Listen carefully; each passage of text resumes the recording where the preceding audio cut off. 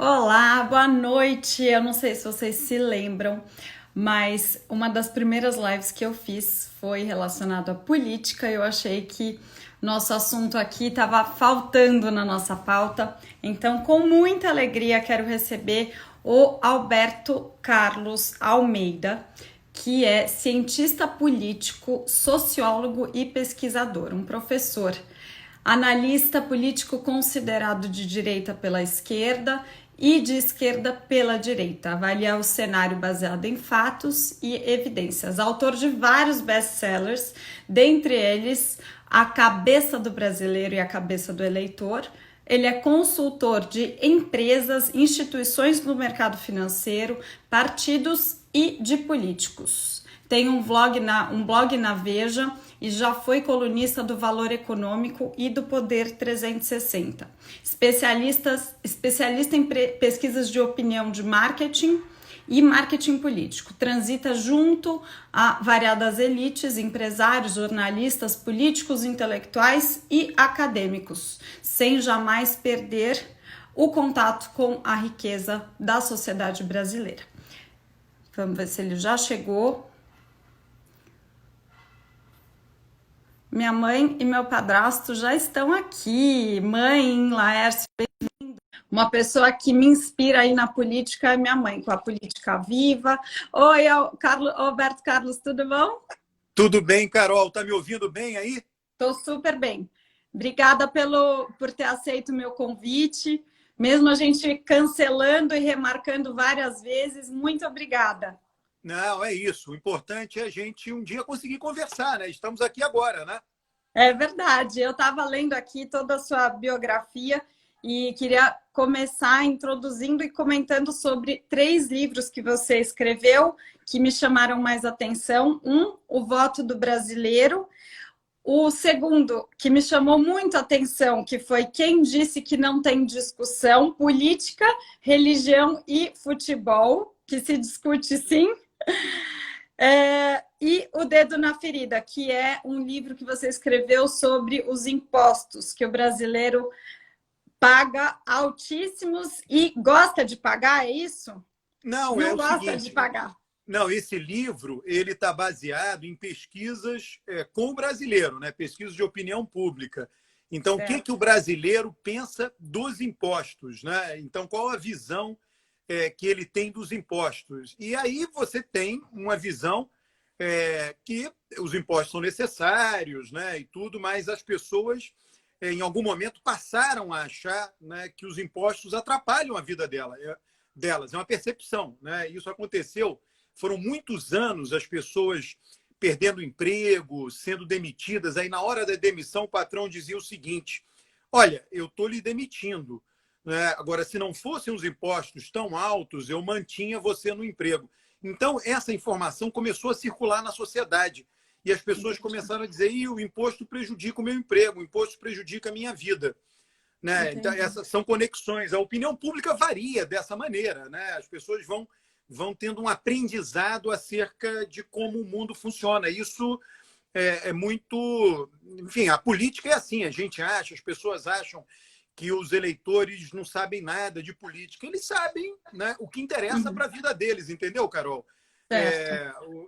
Sei lá, o nosso sistema é um sistema complicado. Você tem o governo federal oferece o ensino público universitário, o governo estadual oferece o ensino público de segundo grau e o governo municipal oferece o ensino público fundamental.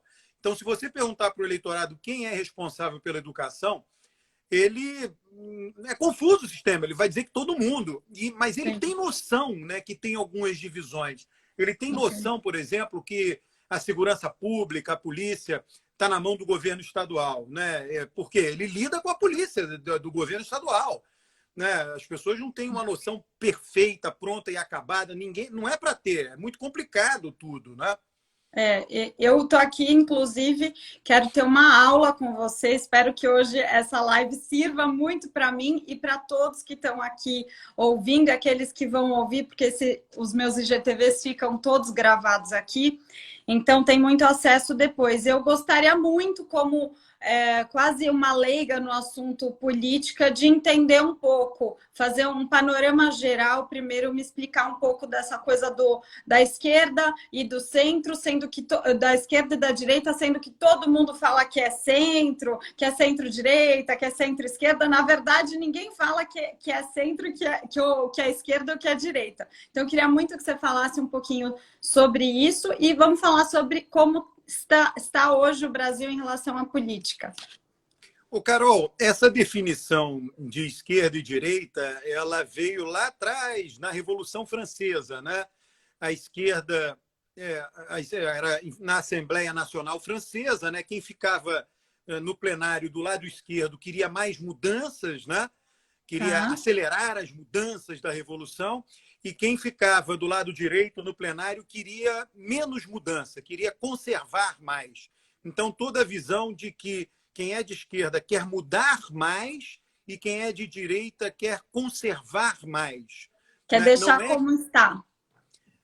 Não, olha, conservar é mudar de uma maneira incremental. O outro quer mudar de uma maneira mais rápida, digamos assim. Né? Todo mundo quer conservar e mudar alguma coisa, mas a esquerda quer mudar mais rapidamente, né? E a direita agora. Tem outras coisas que acontecem. Eu escrevi esse livro que você mencionou, O Voto do Brasileiro, Carol. Eu mostro, por exemplo, que tem uma divisão no eleitorado brasileiro, no eleitorado do mundo inteiro, né? Todo país é plural. Tá? Eu sempre digo, o pluralismo na política ele existe e nunca vai ser extinto. Nunca vai ser extinto. Tá? Sempre vai ter esquerda e direita. Nunca vai ser extinto. Então, o que acontece? Em todos os países do mundo acontece o que eu vou falar agora. As pessoas mais pobres, pensa assim, do meio da pirâmide social para baixo, votam mais na esquerda, e as pessoas menos pobres votam mais na direita. Se você perguntar assim, tem pobre que vota na direita? Sempre vai ter de tudo. Né? Eu estou falando assim em proporção. Né? Uma maior proporção de pobres na Espanha, nos Estados Unidos, no Brasil, vota na esquerda, e uma maior proporção de pessoas não pobres, de pessoas melhor de vida, vota na direita. Tá? E aí, o que a esquerda tenta fazer? A esquerda ela busca ajudar, por meio de políticas estatais, os mais pobres. Quando chega no governo, ela procura aumentar o grau de igualdade da sociedade. E a direita procura o quê? A direita procura gerar mais eficiência na economia, mais eficiência na sociedade. As duas agendas se complementam. Muitas vezes, um país fica muito tempo sendo governado pela esquerda, gera muita igualdade, mas perde eficiência. E aí deixa de crescer, aí o eleitorado dá a vitória à direita.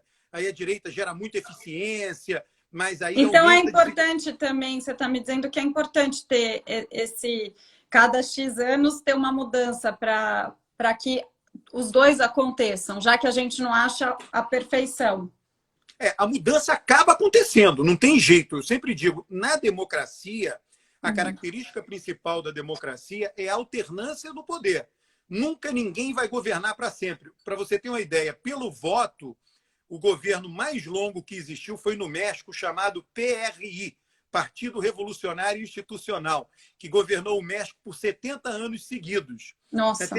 Teve a social-democracia na Suécia, também governou por um longo período seguido, mas isso são exceções, não é a regra. Tá? Entendi. A regra é a alternância. Governa por 4, 8, 10 anos, depois perde, aí fica 10 anos longe do poder, e assim vai. Né?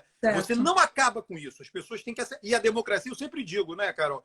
A democracia ela permite que as pessoas discordem civilizadamente.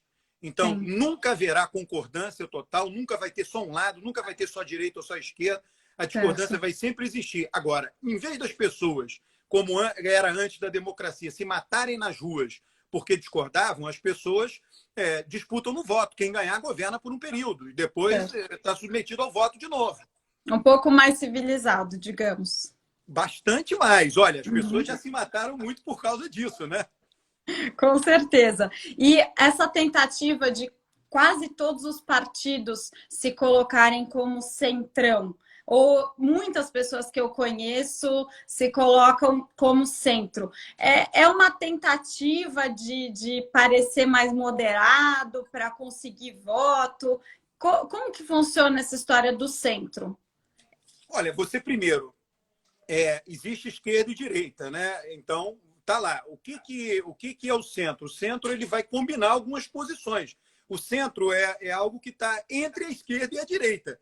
Então, é típico, por exemplo, da esquerda se preocupar muito com os mais pobres. E é típico Sim. de alguém de direita se preocupar muito com a ordem das coisas, o bom cumprimento das regras, né? Então, Tá, alguém que é de centro vai ter que ter um pouco de cada coisa, né? Ou, entendi. sabe, claro que a gente pode pegar o eleitorado brasileiro e dizer assim, olha, tem um eleitorado que é mais de esquerda, que tenderá sempre, corriqueiramente, a votar em partidos de esquerda, candidatos de esquerda, tem eleitorado mais de direita, sempre irá votar em partidos e candidatos de direita, e tem um eleitorado que varia dependendo daquela eleição. Ele pode votar ou em um ou em outro.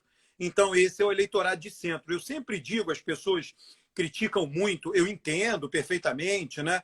Mas não é meu papel, na minha atividade profissional, criticar ninguém. O meu papel é analisar, é ver causas e consequências. Então, eu olho ali o centrão. As pessoas criticam muito o centrão. Como eu disse, eu entendo perfeitamente as críticas. Mas o que eu sempre digo? O centrão existe porque o eleitorado brasileiro vota em políticos do centrão. E por que o eleitorado faz isso? Porque o eleitorado se sente representado por eles. Tá? Então, quem é o eleitorado? Quem é esse eleitor brasileiro? É o eleitor que não está preocupado com disputa ideológica de esquerda ou direita. É um eleitor, olha, eu já fui, né? Eu não sei quem já teve a experiência de entrar numa Câmara de Vereadores de uma cidade, pode ser uma cidade grande, né? Uhum. Você vai ver eleitores nos gabinetes fazendo fila, esperando para ser atendido por um vereador. O que esses eleitores querem? Querem que o eleitor resolva algum problema dele. O vereador, para esse eleitor, é Uhum. um despachante dele, né? O Entendi. vereador é um despachante. Então, ele está com um problema de conseguir um remédio por caminho jurídico, de conseguir uma vaga na escola. Esse eleitor é totalmente pragmático, ele não quer saber se o vereador é de esquerda ou direita. Para ele não Entendi. interessa. Ele quer um Certo. vereador que resolva o problema dele. E aí ele Sim. vota nesse vereador. Se o cara resolver o problema dele, ele vai lá e vota nele. Ou se fala que vai resolver, né? É isso? Carol, algum grau de resolução tem que ter, entendeu? Porque as pessoas não são assim. Porque se aquele vereador não resolver, vai bater na porta de outro, vai bater até tentar, até conseguir resolver. Entendi. Entendeu? Algum grau de resolução vai ter que ter, né? Pode não ser exatamente o que a pessoa pediu, mas vai se aproximar, vai chegar perto, e aí em retribuição, esse eleitor vai acabar fazendo o quê? Vai votar naquele vereador ou vereadora que o atendeu, tá? Certo. Entendi. E como que você está vendo hoje o cenário da nossa política aqui no Brasil? Como que eu sei que você está fazendo várias lives, você dá várias palestras, né? E inclusive cursos também que eu achei muito interessante, que é Quem Manda no Brasil, que pessoas como eu poderiam fazer, né? Que conheça seu país, interesses organizados e os interesses difusos, a força do voto, por que, que as eleições são tão importantes, Constituição de 1988, saúde e educação, quer dizer, tudo que qualquer ser humano deveria ter aprendido na escola. Hoje eu brinquei com a minha mãe, devia ter aprendido essas coisas na escola, poxa vida. Carol, mas a gente acaba que todo mundo aprende um pouco na vida, né? A gente aprende um pouco. Ninguém, eu sempre digo, né? Eu não tenho nenhum nível de exigência de informação com ninguém. Eu acho o seguinte: as pessoas aprendem aquilo que é importante para elas viverem, né? E Sim. melhorarem sua vida. Ninguém. Dependendo dos interesses, da área que ela atua, do mercado que ela está e tudo mais, né? Acaba Claro, que. todo mundo, o normal é que todo mundo dedique maior tempo da sua vida à atividade privada. Não tem nada, atividade privada no sentido amplo, né? Sim, O que é sim, privado? Seu trabalho, cuidar da saúde da família, dos certo. filhos, da casa. Não é uma atividade pública de, né, ir na rua, fazer protestos, Certo. bater na. Né? Então é normal isso, não tem nada que é É, normal. Então as pessoas não têm obrigação de ter tanta informação política. E elas vão é, tendo na medida em que elas vão precisando. Não tem nenhum é. problema nisso.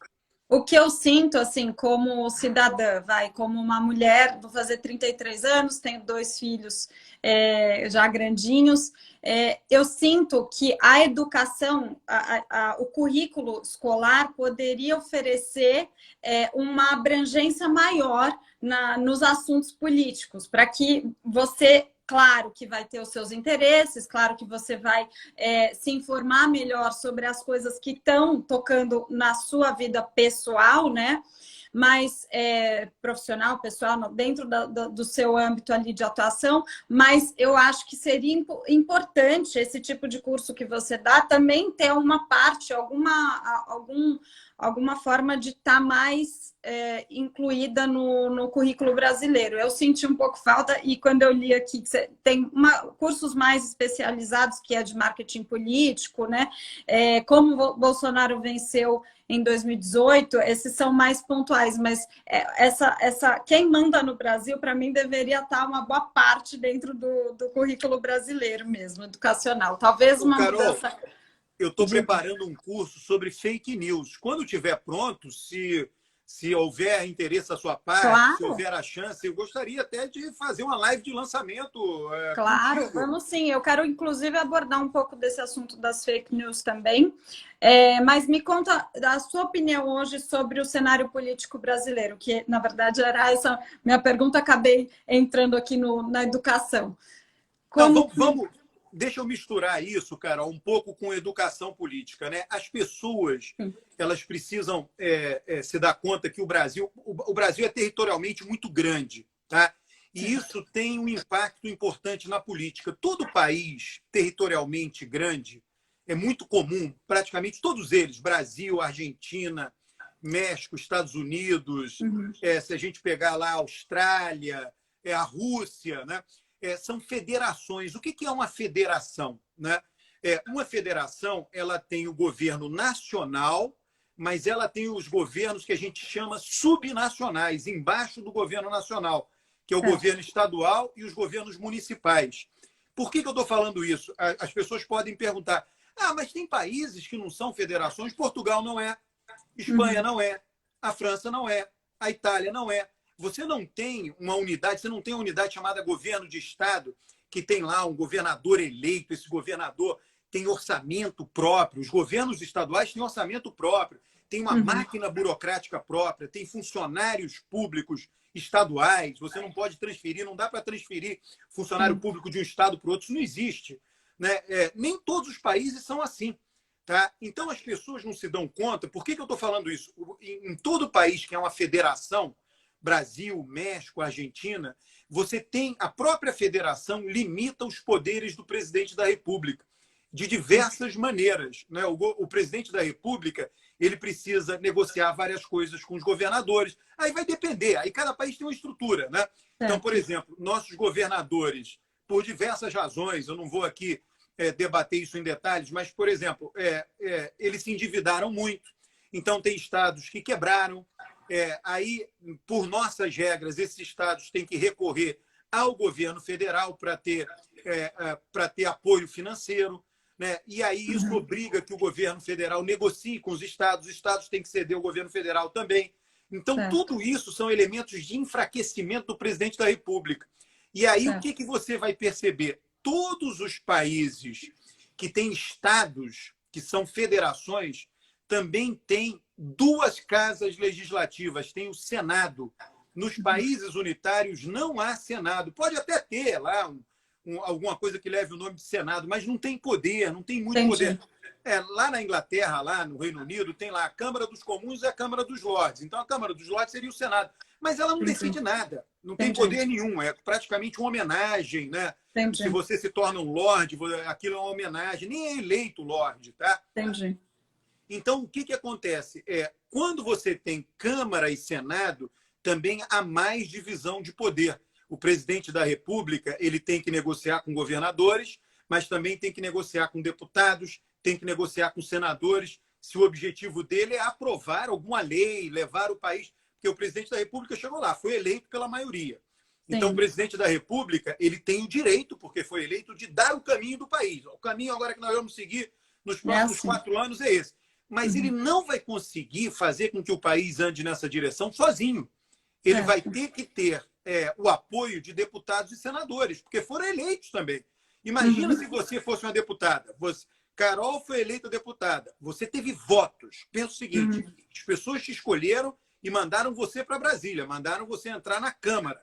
Então, você e mais 512 pessoas teriam o direito, porque tiveram votos, de aprovar leis para o país. Você chega lá e vai dizer, eu quero exercer meu direito. Eu fui eleita para isso, eu tenho que representar meus eleitores, eles estão esperando isso de mim. Claro. Então, o presidente da República, ele é obrigado a negociar com deputados e senadores, porque os deputados e senadores têm mandato para mandar. Têm mandato para legislar e influenciar as leis. Certo. O presidente, ele está representando a maioria que votou. Aquele que foi o segundo colocado na eleição não está representado no governo, mas os deputados representam a sociedade toda. Sim, entendi. Tem deputados que foram eleitos pela esquerda, deputados que foram eleitos pela direita. Eles vão ter que negociar, chegar a algum... tem que ter de comum acordo para aprovar determinadas coisas. A maioria, é claro que vai... A coisa vai caminhar mais na direção da maioria, mas a minoria vai ter voz também. Então, é um sistema, como é que eu diria, todo intrincado, sabe? Imagina uma teia assim, toda... e aí o presidente da República não consegue fazer tudo. É normal. Então, é o que a gente está vendo hoje no Brasil. Né? Você tem um presidente que tem alguns objetivos, né? que há pouco tempo atrás falava isso com muita ênfase, né? Até com uma certa visão de que talvez não precisasse desse apoio de Câmara e Senado, mas é impossível, porque as leis não permitem. Você tem que ir lá e conversar com todo mundo. Não é que o presidente não consiga fazer o que ele deseja, ele consegue, mas ele sempre vai ter que ceder um pouco. E ele vai ter que ceder um pouco para todo mundo, vai ter que conversar com todo mundo. E essas sessões causam mais teias de aranha, né? Porque aí você precisa dar um pouco de cá, que não era para dar, e cedeu, aí você cedeu para receber algo em troca, e aí começa esse antro todo dessa teia de aranha que tem, assim, na sua opinião, tem alguma maneira que você acredita que daqui a uns anos, por exemplo, mesmo que a Itália, a Espanha, países pequenos eram federações, né? Era tudo dividido? Uma época, muitos anos atrás, não? Não. Eles se unificaram, né? Teve a unificação. Um monte de ducados, etc., se unificou. Mas quando se formou o governo é chamado governo unitário. Não, o que é o oposto da federação? Você tem as federações, inclusive o nome do nosso país é esse, né? República Federativa do Brasil. O nome oficial do país é esse. E você tem os países unitários. A França é um país unitário. A França não tem governo estadual. Mas todos esses países unitários, eles tiveram um momento de união, não tiveram? Porque eu lembro que a Itália era toda separada em regiões, né? E hoje é tudo unificado. Você acha que pelo tamanho do Brasil isso é impossível de fazer? Ou você acha que pode ter uma unificação melhor para não ficar tão... Ou faz parte da democracia e você acredita que assim é o mais saudável? Mesmo essas teias todas continuando a se formar? Olha, eu acho que isso não tem jeito, né? Os países grandes são federações, não tem muito o que fazer. Tem governos estaduais, tem governos mais poderosos, governos menos. Então, São Paulo é o estado mais populoso, o estado economicamente mais importante. Então, por conta disso, o governador de São Paulo acaba tendo maior projeção nacionalmente. Mas você pode ver, mesmo estados menores podem ter governadores com muita projeção nacional, Maranhão, Bahia, né? Então, as federações são assim. Agora, nesses países unitários, você não encontra isso. Se pegar a trajetória do Macron, ele não foi governador de nada, porque não tem isso lá. Macron foi ministro do presidente que o antecedeu. Ele foi ministro da Fazenda do presidente que o antecedeu. Porque a França é um país unitário. Pensa o seguinte, a França é do tamanho, sei lá, de Minas Gerais, geograficamente falando. Né? E tem um governo só. É como se Minas Gerais dava para dividir em estados? Não. Então você tem um primeiro-ministro que governa Minas Gerais, pensando geograficamente, né? Falando. É claro que a população é maior, tá? Mas muitos países são menores ou até do que São Paulo, né? Tanto de população quanto geograficamente, tem um governante para aquele país e ponto final. Tem os governos locais, né, de cidades, mas, de novo, eles também não têm grande autonomia, não são muito importantes. Né? Os municípios no Brasil são até mais importantes do que os municípios em outros países. Pela nossa Constituição, por exemplo, o presidente não tem o poder de extinguir o município. Nenhum município pode ser extinto por um presidente da República. Quando Margaret Thatcher governou o Reino Unido, a prefeitura de Londres é dividida em duas prefeituras, ela extinguiu a prefeitura de Londres. Isso é impensável no Brasil. O menor município brasileiro não pode ser extinto por uma canetada de ninguém no Brasil. Entendi. Me conta uma coisa, Alberto, sobre o impeachment, né? Eu até li uma matéria sua, que acho que foi você que escreveu, sobre o impeachment, que você imaginaria que se houver impeachment, seria ano que vem, pós crise mundial, crise econômica e pandemia. Você acha qual é a sua opinião sobre o impeachment? Você acha que é uma boa opção? Não, olha, primeiro, eu escrevi esse artigo, né? Mas eu acho que não vai ter impeachment. O que eu chamei a atenção nesse artigo? Porque as pessoas toda hora ficam falando de impeachment, né? Essa semana ninguém está falando, mas daqui a pouco volta a falar, outro dia estavam falando muito. O que eu acho? Esse ano eu acho que se houver alguma crise, ele se tornou praticamente impossível. Bolsonaro se moderou bastante, Bolsonaro parou de ir a público, entrar em conflito com as instituições, ele passou a conversar mais com o mundo político.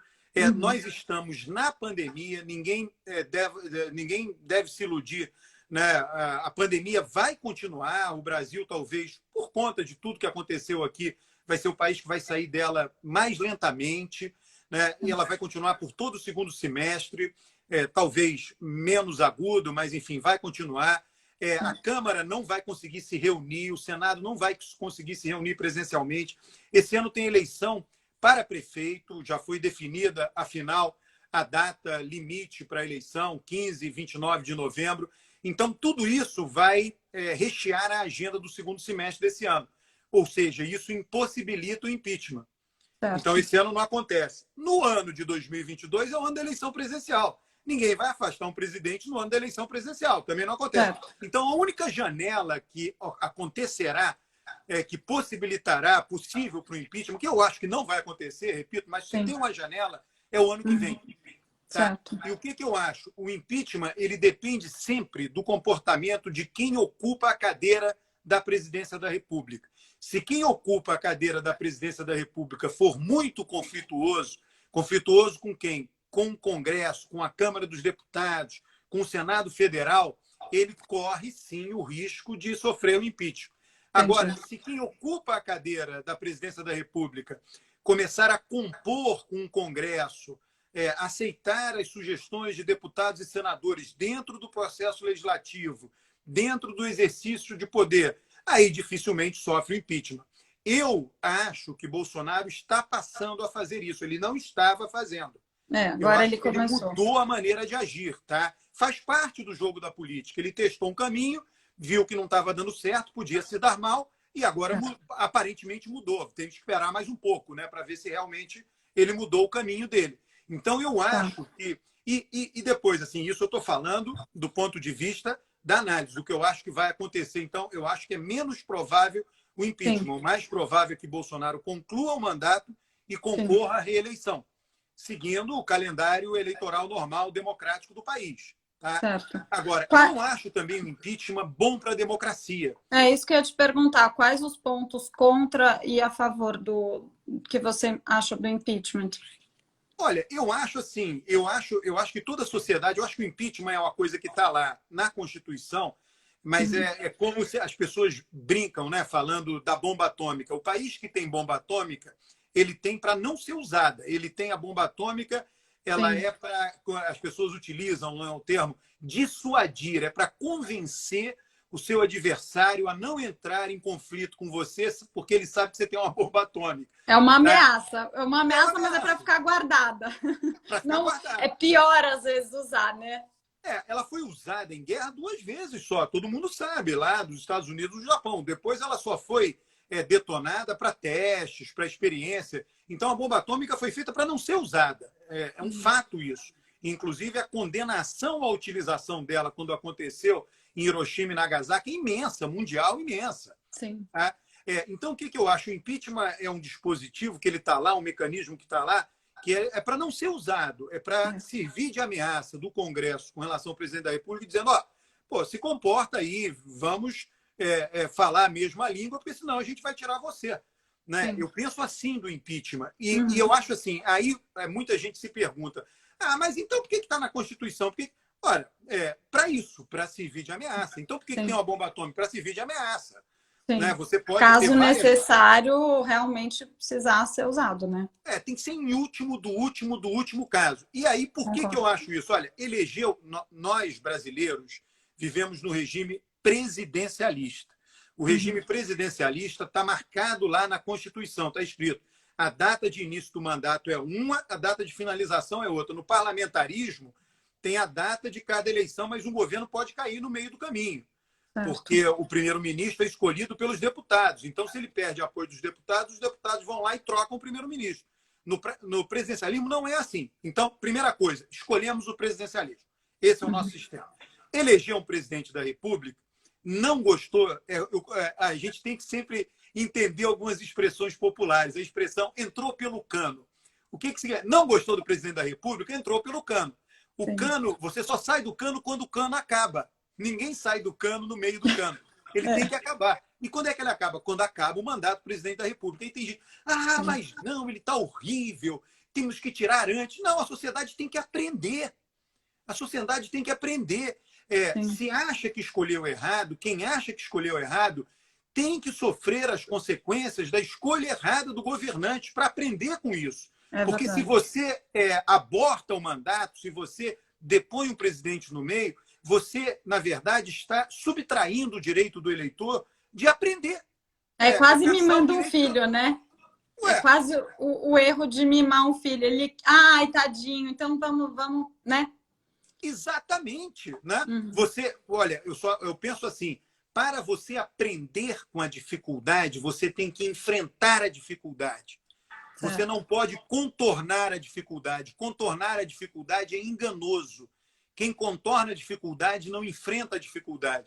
Então, se as pessoas acham que tem um presidente ruim, se acham que o brasileiro votou mal, tem que enfrentar a dificuldade. Contornar, ir lá e tirar. E dar a impressão que as coisas vão melhorar. E pode ser que não melhore, ainda tem mais essa. Piore. Exatamente. A minha sensação sempre do impeachment é que vai fazer mais bagunça ainda, sabe? É falar assim, meu Deus, querer bagunçar. Às vezes eu realmente tenho essa mesma opinião. Carol, e eu penso assim o seguinte, na democracia, a democracia tem muitas instituições, tá? Mas qual é a instituição central da democracia? Qual é a instituição mais importante, o alicerce da democracia? É o voto. É o voto. Então, se alguém foi escolhido pelo voto, tem que ser respeitado o voto. Eu sempre falo isso. Sempre, você vê que eu sou super legal, mas o que eu mais falo é assim, se ele tá lá, não interessa se é governador, se é presidente, se é prefeito, alguém votou e o voto tem que ser respeitado. A pessoa tá lá porque a maioria votou. Eu acredito muito nisso e acredito que a gente deve tentar apoiar o máximo possível para que dê tudo certo com essa pessoa que tá lá, não o contrário. Eu acho que o contrário pode piorar as coisas. E tem outras coisas também importantes que acontecem, que é muito comum na vida política, da economia, da sociedade. Às vezes, um período ruim que está acontecendo agora, nesse momento, é condição para que melhore lá na frente. Então, às vezes, é enganoso. Você diz, olha, tudo que está acontecendo agora é ruim. Né? Então, vamos tirar quem está. Mas esse ruim pode ser necessário você, né, sei lá, plantar e colher. Né? Pode ser a chave para fazer a virada, né? E o inverso também é verdadeiro. Você pode estar vivendo um momento de bonança que vai deixar vários buracos que lá na frente vão ter que ser arcados com alguém. Então, isso tudo acontece na vida política, econômica e social. Então, é enganoso. O que eu acho? É muito simples, né? É aceitar a regra do jogo. Qual o jogo que nós jogamos? Do presidencialismo. Tem eleição, tem mudança, tem a chance de mudar o presidente da República a cada 4 anos. Então, vamos ficar nisso, que é o mais simples, né? Vamos a cada 4 anos eleger alguém, ou reeleger, ou trocar, votar na oposição. A maioria que vença. É isso que tem que acontecer. Se informar bem e quanto mais as pessoas estiverem bem informadas sobre como o sistema funciona e cada político deseja de verdade, né, tentar enxergar o que está por trás só do discurso, quanto mais as pessoas conseguirem essa educação, mais chance de acertar, né? Não, exatamente. E é isso. As pessoas olham para os políticos e elas vão se sentir mais ou menos representadas por esse ou aquele político, esse ou aquele partido. Né? E as pessoas, cada um. E aí a gente volta àquilo, porque é muito importante enfatizar. A sociedade é plural e você nunca vai extinguir a pluralidade. Você nunca existiu na história da humanidade, mesmo antes da democracia, mesmo com ditadores, algum ditador que tenha sido capaz de eliminar um lado e só deixar outro lado existindo. Isso não existe. Isso é impossível. Isso não vai acontecer nunca. Você terá que conviver com gente que pensa o oposto do que você pensa. E você tem que aceitar isso. Isso faz parte da vida. Dentro da nossa família é assim, né? Por que você votaria em alguém que ia fazer exatamente tudo que você quer, tudo que você concorda? Ah, mas eu votei nele e ele não está fazendo o que eu quero. Isso acontece na vida, né? No dia a dia de todos nós. E ele pode fazer o que você não quer provisoriamente, no primeiro ano de mandato. E aí pode passar a fazer no último. Você não sabe. Tá? Existem coisas. Por isso que tem um sistema, né? Por isso que esse sistema chama a eleição. Né? A eleição é convocada a cada 4 anos, não é convocada todo ano. Será que, imagina se tivesse eleição a cada ano, seria possível algum governo executar alguma coisa? Nada. Impossível. E, Alberto, todo mundo tem, assim, quando começou a pandemia, a gente escutou muito que o país estava indo bem, estava começando a ir bem, as coisas estavam começando a acontecer e essa pandemia fez com que tudo crolasse. Você acredita nisso ou realmente já tinha alguma expectativa de alguma instabilidade? A pandemia fez esse gatilho? Não, olha, é impossível a gente agora falar do ano de 2020, inclusive do que virá depois, sem considerar o coronavírus. Não tem jeito, né? E o Brasil não lidou bem com isso, né? Aquilo aí, eu toco no assunto que a gente começou aqui. Tem uma federação, né? Os prefeitos têm autonomia, os prefeitos podem decidir. Eu vi vários prefeitos, Carol, dizendo o seguinte: olha, não vai ter transporte público. A maneira que eu vou fazer para fazer o lockdown da cidade é reduzir o número de ônibus. Muitos prefeitos fizeram isso. O presidente não tem interferência no transporte público municipal. Governos estaduais também tomaram várias decisões que o presidente nem o prefeito tem. Agora, o que aconteceu no Brasil? O Brasil ficou desalinhado. O presidente foi numa direção, estados e municípios foram na outra. E agora eu acho que a situação ficou difícil, né? O Brasil caminha, né, para ter... Basicamente, o que vai acontecer no Brasil? Infelizmente, tá? O número de mortos tende a ser muito grande. Poderemos, né, ser um dos primeiros, o primeiro, o segundo, o terceiro, mas, enfim, o número de mortos muito grande. E a saída tenderá a ser muito lenta, né? Tanto na saúde quanto na economia. E isso acaba tendo impacto no governo. As pessoas... Já está acontecendo isso, você pega as pesquisas, não sou eu que estou falando, né? A avaliação do presidente da República piorou bastante. Ele mantém a avaliação ótimo e bom dele, né? Em torno de 30%. Houve uma mudança interna. Aqueles 30% que começaram avaliando bem ele em janeiro, antes da pandemia, não são as mesmas pessoas que compõem os 30% de hoje. Tá? As pessoas, ele perdeu gente de escolaridade mais alta e ganhou gente de escolaridade mais baixa por causa do auxílio emergencial. Mas ele tem 30%. O que aconteceu com ele que foi muito ruim do ponto de vista do presidente da República? Ele tinha 30% de avaliação muito negativa, ruim e péssimo. E hoje aquilo subiu muito, já está batendo lá, chegando próximo dos 50%, 48%, 50%. Por quê? É o eleitorado, repito, não sou eu que estou falando, é o eleitorado passando a avaliar mais negativamente o presidente da República em função de como ele vem gerenciando ou gerenciou dentro da pandemia, né? Com a pandemia. Tá? Sim. Eu sempre digo, todos os governos, todos, sem exceção, vão ter que enfrentar crise. Fernando Henrique teve a crise da Rússia, a crise da Ásia, Lula teve a crise do mensalão, a crise de 2008, Dilma teve a crise de 2013, a crise do desemprego. A questão, né, sempre vai acontecer uma crise. A crise faz parte do jogo. Certo. Né? A questão é o seguinte, é como aquele que ocupa a presidência da República lida com a crise. Sempre vai ter mais de uma escolha. E ele nunca sabe qual será a escolha mais acertada. Né? Ele pode fazer uma escolha errada do ponto de vista dele. Uma escolha que acabe lhe prejudicando na saída da crise. Eu acho que Bolsonaro acabou fazendo isso.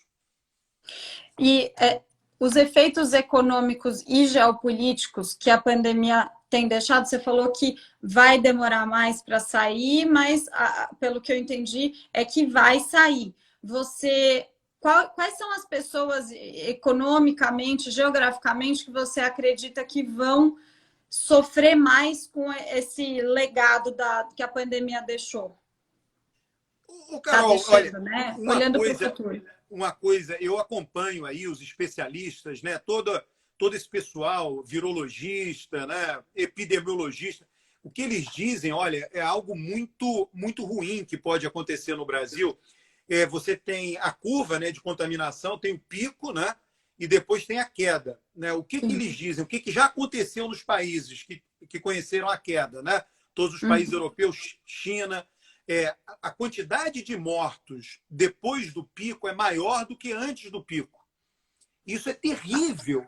Terrível. A proporção aumenta depois da morte. A quantidade. É porque é o seguinte, você sobe muito rápido. Né? Então, e aí você desce lentamente. Aí acaba tendo mais mortos na descida.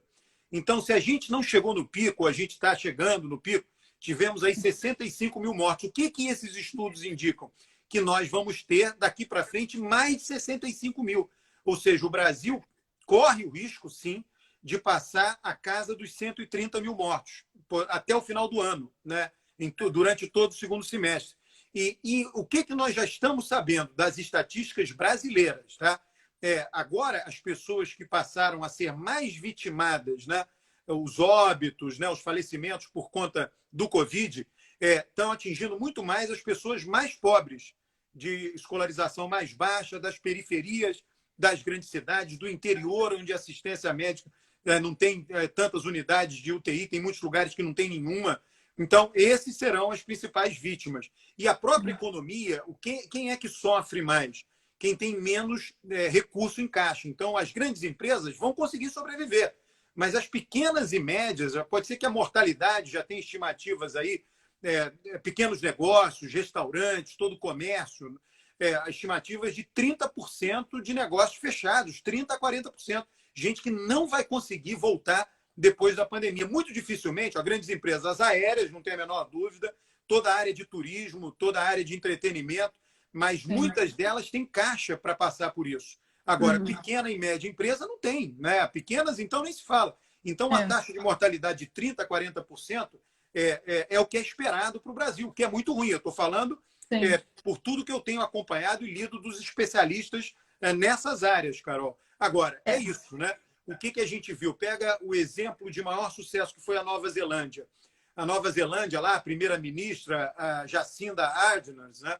Ela disse o seguinte, não vamos achatar a curva, vamos zerar a curva. E ela conseguiu. Agora, tudo bem, é um país que tem uma população menor, é um país unitário, não é uma federação, é uma ilha, então é mais fácil fechar fronteiras. Mas ela trabalhou, ela é o exemplo. O que ela fez? Ela machucou muito a economia, né? Deprimiu muito a economia, mas foi muito curto. Logo no começo, né? Muito rápido. E aí depois consegue abrir mais rapidamente. Nós não fizemos nenhuma coisa nem outra. Né? Então, a moral da história é isso. Tudo no Brasil vai ser mais lento. Então, a saída nossa pode ser que seja o país... Eu não sei o que vai acontecer com a Índia. Eu já sou, por exemplo, o Irã já está tendo uma segunda onda. A Índia tem muita população, tem gente que mora nas ruas. Então, a gente não sabe. Agora, desses países aí, pegando os países da Ásia, que já passaram pelo pior, tá? Pegando as Américas, as duas Américas, e pegando a Europa, a nossa situação é muito ruim. O México agora está entrando numa situação muito ruim. É, com certeza. Eu estava vendo ontem na televisão que passou sobre o Circo du Soleil no Fantástico. E aí eles estavam falando que eles estão falidos, né? Declararam falência. E só que a gente olha, mas o Circo du Soleil, nossa, era super rico, né? Saiu do dono canadense, foi para stakeholders e tudo mais, mas eles já vinham com dificuldades. Então, esses negócios que já estavam com alguma dificuldade são os que tendem a falir mais rápido, né? Isso. Não tem a menor dúvida disso. Você vê uma grande empresa. É claro que vão ter grandes empresas que vão quebrar, vai ser mais raro. Né? Então, o Circo du Soleil, por conta das dificuldades que ele vinha tendo, tinha menos caixa. Então, aí, e essa área de entretenimento, as companhias aéreas, elas não vão ter como sobreviver sem algum tipo de ajuda do governo. Não vai ter jeito, não tem jeito. Se você pegar, não tem aqueles mapinhas, né? Flight, radar, Flight, 24 horas. É muita coisa, né? Antes da Que pandemia e depende depois, disso. não tem como sustentar. Os aviões estão no chão. Tá? É muito grave isso. Uma das coisas aéreas que estava me preocupando é o tipo de manutenção, inclusive, que eles conseguem dar, né? Hoje, como que você vai fazer uma manutenção direito, né, de tantas aeronaves? Isso foi uma coisa que, nossa, a gente sair de uma crise, sair de uma pandemia, tentar sair e ainda acontecerem outros problemas, né, com isso, além da economia. Alberto, tenho mais uma pergunta. Vamos falar de fake news? Vamos lá. Que você está super afiado no curso que você está lançando, então quero saber tudo sobre fake news. Essa disseminação de fake news é estratégia política? Virou uma estratégia política? Ou explica as fake news para mim? Não, olha, o que aconteceu? As redes sociais, elas criaram a possibilidade de que as notícias, ou informações com cara de notícias, mas notícias mesmo, passassem a ser divulgadas por pessoas que não são jornalistas. Então, pessoas que não são jornalistas passaram a ter uma audiência grande, faz sucesso. Tem gente que faz sucesso. Inclusive, Carol, queria te dar parabéns pela quantidade sua de seguidores no Insta. Impressionante, praticamente 1 milhão. É muito bacana isso. Obrigada. Você vê, tem gente que tem muitos seguidores. Olha, no YouTube, né? Pessoas que explodiram. E aí, mas vem junto uma responsabilidade enorme, né? E eu acho que a gente abordou isso numa live semana passada sobre educação digital e o quanto o meu papel de encaminhar uma notícia seria, vamos supor, tão criminoso quanto quem a cometeu, né? Então tem que ter muito cuidado em repassar notícias, principalmente quem tem grandes audiências, né? Em todas as mídias. Mas veja só, você é uma pessoa criteriosa, você é uma pessoa correta, né? Mas você pode ter pessoas que têm audiência igual à sua, até maior, e que não querem saber, né? Porque quer ir onde está dando mais ibope, né? Onde faz polêmica, criam polêmica. Eu não sou muito. Isso. Você percebeu, né? Que eu não sou. Não, mas tudo bem, cada um tem um jeito, cada pessoa é de um jeito, né? E aí a sua rede social tem a marca do seu jeito.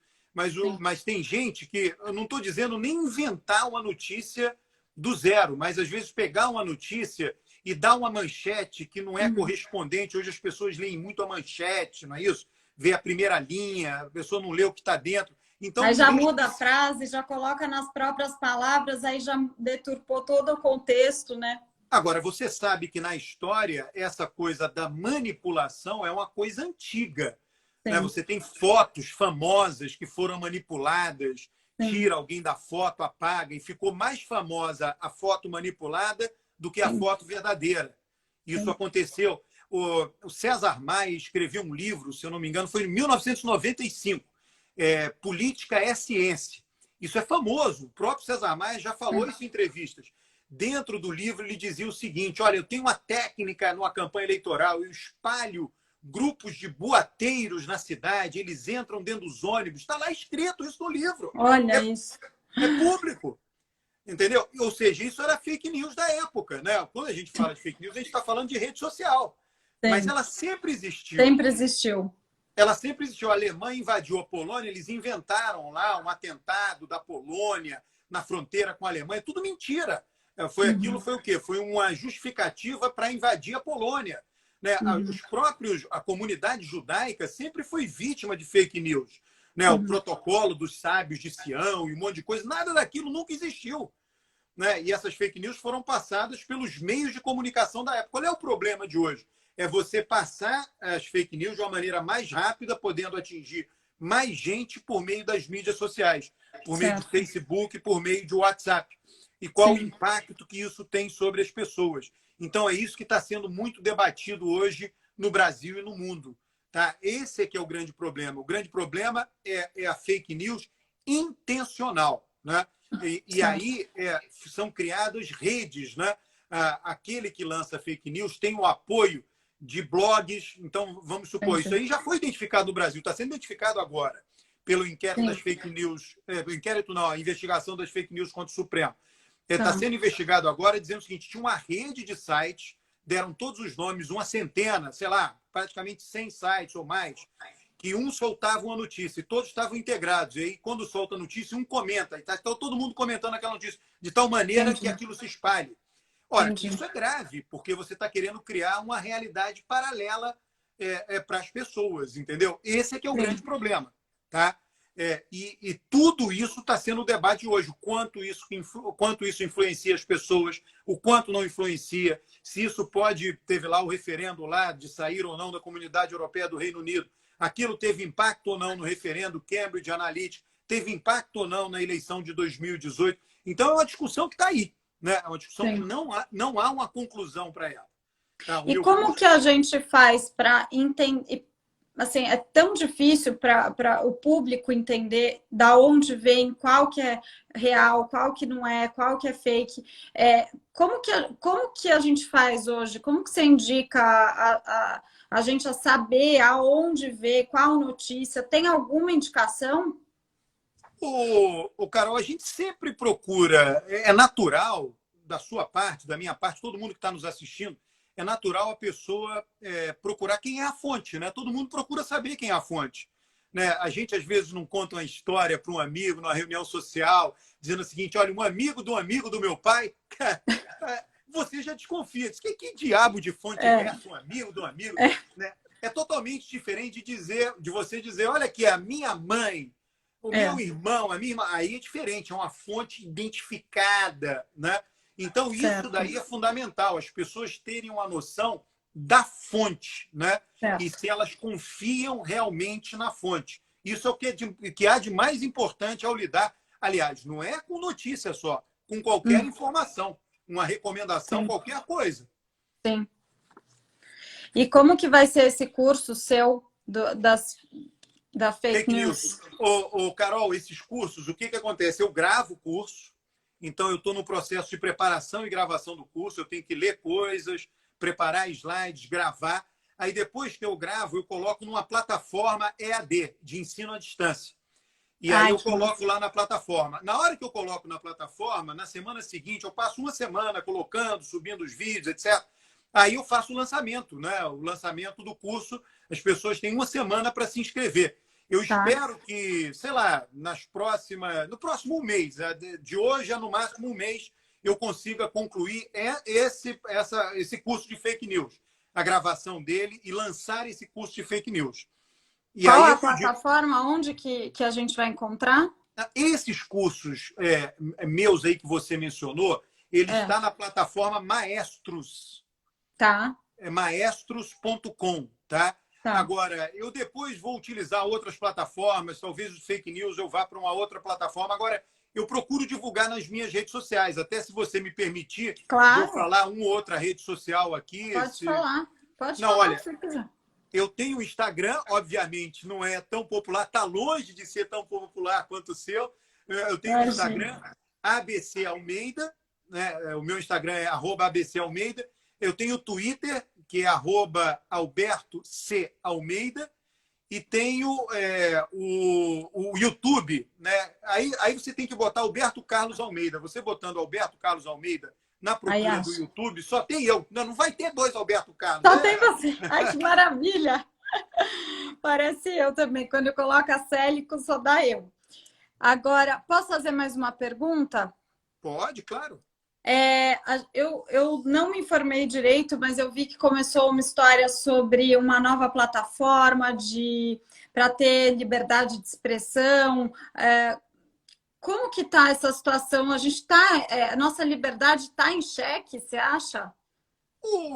Carol, não sei, né? Eu vi esse negócio da plataforma aí, Você que a viu? Eu família também não. Bolsonaro teria se mudado para lá, porque o Twitter está cortando algumas postagens, né? Olha, essa é uma grande discussão. Eu vi lá, teve uma audiência na Câmara dos Deputados nos Estados Unidos, que aquela deputada muito conhecida lá, Alexandria Ocasio-Cortez, ela perguntou lá para o Zuckerberg, o que você faria? Perguntou para o Zuckerberg se tivesse a divulgação no Facebook da data errada da eleição, induzindo as pessoas a irem votar no dia que não era o dia da votação. E ele ficou calado. É algo factual. Lá nos Estados Unidos, a votação é um dia de semana, tradicionalmente numa terça-feira. Né? Então, vamos supor que algum lado quisesse diminuir o comparecimento. Em vez de dizer que é uma terça-feira, diz que é a seguinte, ou diz que é a anterior, e a pessoa se confunde e não vai votar no dia certo. Isso é grave, não é? Isso é grave. Pois é. E a gente acaba se norteando muito pelas redes sociais hoje em dia, né? Poucas pessoas vão dentro de algum website de notícia, a maioria vê notícia, eu mesma vejo. Eu sigo alguns canais de notícia no Twitter para olhar notícia, então, se ali fosse diferente, realmente poderia ficar perdida. É muito, muito grave, né? Não, a discussão é essa. Então, essa coisa de liberdade de expressão, a sociedade acha correto você induzir a pessoa ao erro no dia de votar, não é isso? São coisas muito pontuais. Eu acho que tem que ser debatido, sim, essas coisas muito pontuais. O Twitter teve lá, ele quando descobre, estão divulgando algo que é falso, comprovadamente falso, ele manda suspender. Então, não está satisfeito, vai para uma rede que vale tudo. Entendeu? Sim. Vai ter até um dia que tiver uma regulação, aprova-se uma lei e diz, olha, deixou de valer tudo também aí. Vamos ver, é isso. Às vezes é aquilo, a gente diz, é a briga entre o gato e o rato, né? Um tentando fugir, outro tentando pegar. Sim. E a última coisa que eu queria perguntar é sobre a sua live. Essa semana você vai ter um monte de live. Você faz pelo YouTube? Você faz pelo... Eu faço que pelo canal? YouTube, Carol. Pelo YouTube. Faço pelo YouTube. Eu estou procurando... Amanhã tem Dilma. Amanhã eu procuro fazer plural, né? Eu já fiz com o Temer aí há 1 a 2 semanas atrás. Amanhã eu vou fazer com Dilma. E eu tenho cientistas políticos também na quarta-feira. Na quinta-feira... Eu vi que você pega gente do Brasil inteiro, né? Bem diversificado. Gente do Brasil inteiro, economistas, cientistas políticos do Brasil inteiro, políticos de diversos lados políticos. Eu chamei... já tive... Foi uma live que não teve um problema de sinal, então foi muito curta, mas o deputado Ricardo Barros, do Centrão. Então, eu procuro trazer todos que são eleitos pelo povo. Perfeito. Então, amanhã a gente pode acompanhar da Dilma, que horas que vai ser? Vai ser 21 horas, Carol. 21 pelo seu canal do YouTube, é só colocar Alberto Carlos Almeida, é isso? Exatamente. Alberto Carlos, foi um prazer enorme estar com você. Quero muito bisbilhotar todos os cursos. Vou comprar o livro também. Esse aqui, que eu acho que tem mais a ver aqui com a minha vida, porque eu brinco que meu pai sempre falava, Caroline, futebol, política e religião não se discute. Os 3 caíram na minha vida desde pequena, com a minha mãe, meu ex-marido, foi aquele... Sempre teve discussão, então eu gostei desse seu livro. Quem disse que não tem discussão? Política, religião e futebol. Muito obrigada, Alberto. Eu que te agradeço, Carol. Super obrigado. Foi muito, muito esclarecedor para mim. Vai ficar aqui gravado. Espero que as pessoas acessem para também serem super esclarecidas por você. Valeu. Obrigado, Carol. Muito obrigada. Um beijo grande para você e para sua família. Um beijo em todos que assistiram. Beijão.